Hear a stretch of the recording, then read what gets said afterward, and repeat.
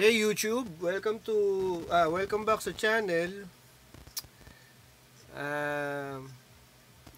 Ngayon we're going to take a little tingnan natin, no? Take a little review ba tawag diyan? Overview ganyan. Ito sa ano ba to? Canon Demi EE 1.7 o 17. Ayan, no? So, looking at this, cosmetics. No? So, original na Canon yung yung hand strap, ano. Wala naman kasi siya ritong no? Oh. Yung flashing sa likod pala, oh. Oh. So, may battery. Yung battery, hindi na yun yung original na battery. LR44. Hopefully gumana yung meter niya. No? So, wala siyang dent, probably. Makinis. Diba? Makinis. Oh, makinis. Magandang ano. So, ayan yung mga accessories na kasama. At itong hand strap. Mayroon na rin filter. Yung filter medyo may punggos eh. Kailangan linisin na lang siguro yun.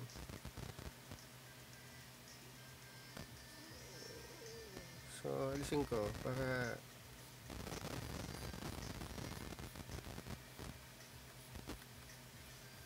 makita siya. Yan o. Kailangan linisin eh.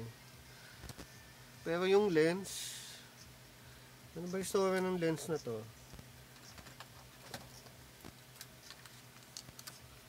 Yung story ng lens na yan ay what?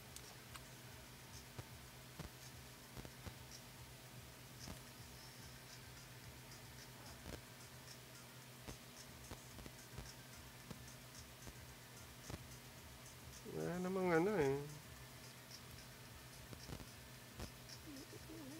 wala akong nakikitang punggos eh. Wala, yun yung coating niya, no? So, yung dust specs,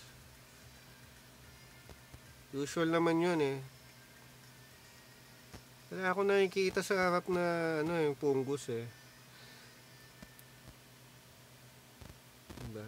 Sa likod siguro probably, pero medyo mahirap na makita eh. Kasi kung meron namang obvious yun, malaki, nakikita mo siya doon, parang meron siyang mga map dyan eh. Ito hindi ko na iti-test, self timer ba to? Kasi baka maghang eh. So ang ano nito, ano ba to? Shutter priority pala to. Yan o, shutter priority siya. Set mo yung shutter, diba? Tapos sasabihin niya kung anong aperture based sa light meter mo. Sa lighting condition. Ganun lang siya eh. Ngayon, kung wala siyang battery, nagana pa rin siya. Kaso hindi mo malaman kung anong aperture and bulb mode. Hindi natin alam ngayon kung gumagana yung bulb mode niyan. Diba? So, hindi natin alam kung anong aperture yung ginagamit nito eh.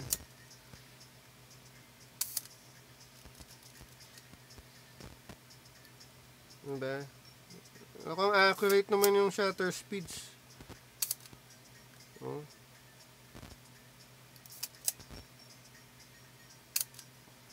Okay naman, shutter speeds. Ilang ako sure sa aperture kung ano ginagamit niya. Again, guest focusing yung ginagamit rito. Ayan o, guest focusing siya. Wala siyang AF, full manual ang exposure nito. Full mechanical, 'di ba? Tapos meron siyang manual at saka auto exposure. Yun siya, ganun siya. Full mechanical, 'di ba? 'Di ba? Tapos wala siyang AF. Meron siyang manual exposure, pero din siyang auto exposure. Ang auto exposure niya ay shutter priority, ang mode. Tama ba? So, double check nyo lang, i-research nyo, no? Ayun lang siya. So, pwede siyang manual, pwede siyang may battery. Sa baba, ito yung ano ba to? Film speed yata to. Film speed.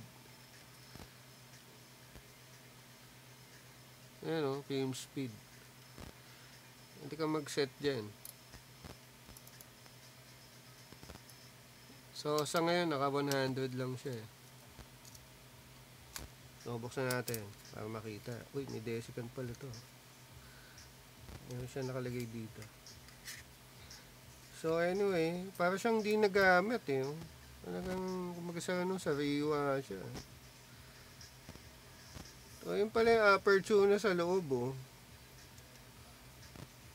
So, ano bang premise nito?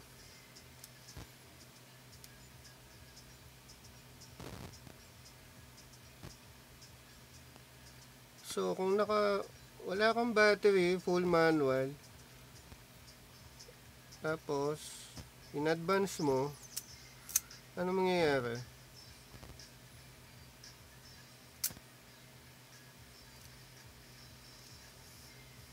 Umubo ka lang siyang ganun Hinaha-press press mo yung shutter, bumubo ka naman yung diaphragm.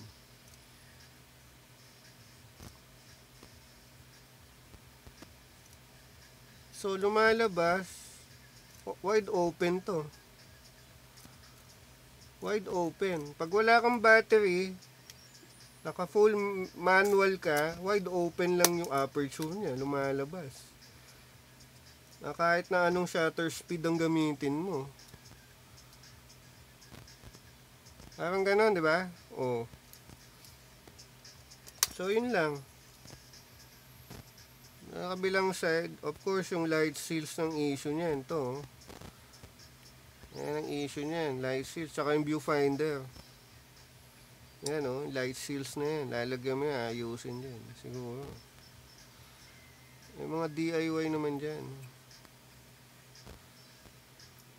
Diba? So, yun lang. Yun lang siya.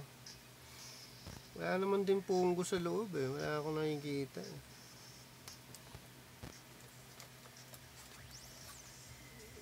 So, ganun lang siya.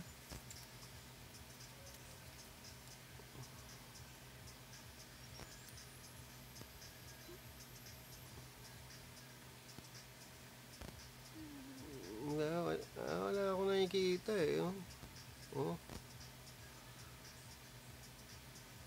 Kasi kung meron,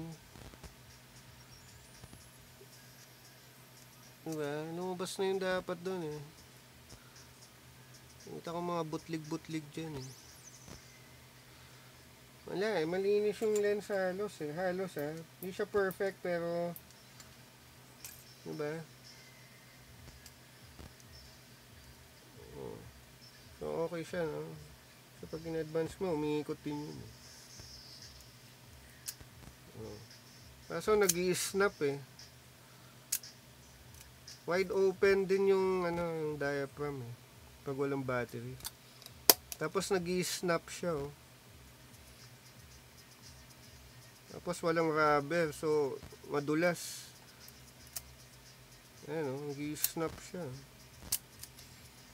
Ayan madulas yan, delikado Ayan nag-i-snap siya doon Ewan ko kung sa unit o design problem ng Canon to Yun lang. Yun lang yung mga ano eh, mga obvious na ano na issue, no? So battery natin, ang battery, hopefully nagbabago yung aperture, kasi hindi rin ako sigurado kung accurate eh, kasi yun yung battery niya eh. Hindi ko alam kung ano yung eksakto, pero yun yung malaki yata eh. Palagay dito 1.3 volts lang ang kailangan, yun oh. 1.3 volts. So kung meron siyang diode sa loob, kahit lagyan mo ng 1.5, nag-a-adjust yun eh. Merong mga camera na ganun eh, merong automatic, binababa niya yung voltahe. Ngayon kung wala to, most likely hindi accurate yung ano mo. Ano nga lalagay ito? Nandito orientation sa kabila eh. So ganyan daw ang lagay niyan eh. Pag ganyan ang lagay, so positive sa taas, negative sa baba. Meron na bibiling adapter eh, para hindi umuga yun. Paki-search na lang no, kung paano DIY gagawin. So ganun pa rin probably. Tingnan natin sa loob.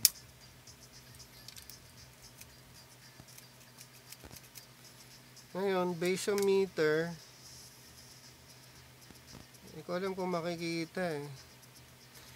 Set ako ng shutter speed, diba?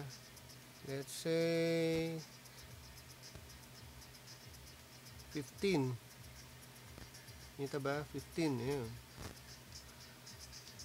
Nag-adjust na ba yun?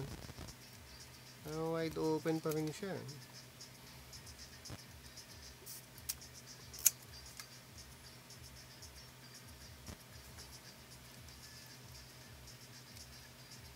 Ayan, medyo nag-iba na oh. Kanina wide open, 'di ba? Pag ina-half press mo, makikita mo na yung aperture niya eh. 'Di ba? Oh. So, gumagana yung meter in a way. Ang issue is accuracy. 'Di ba? Oh.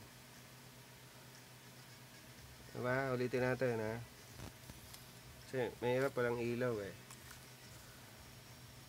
Diba ganyan? In advance natin, gano'n, diba? Oh.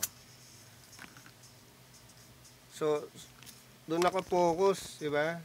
Oh. So, ang reading niya, yan lang yung aperture na gagamitin niya. Kanina nung walang battery, wide open yan, diba? Oh. So, yan yung aperture niya. Hindi natin alam kung anong aperture niyan. Diba? So gumagana siya. Ayan o, nag-iiba-iba. So ganun lang guys. I hope you like the video.